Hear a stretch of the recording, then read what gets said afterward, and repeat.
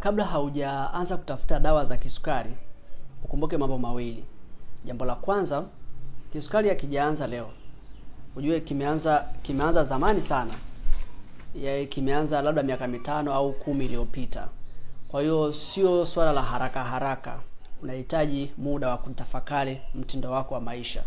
Na jambo la pili, ujue kisukari kimekuja kwa sababu ya jinsi ambavyo unaishi. Yaani kuanzia unavyoamka, muda unaoamka, chakula unachokula asubuhi, unachokula mchana, unachokula jioni, muda unakwenda kulala, jinsi unavyomanage stress zako. Vitu vyote hivi kwa ujumla vinachangia kwa kufanya wewe upate kisukari. Kwa hiyo hakuna mzizi wala hakuna kidonge wala hakuna sindano ambayo inaweza ikawa mbadala wa hivi visababishi.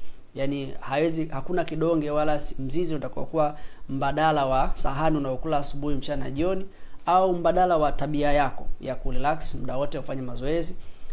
Hakuna kidonge.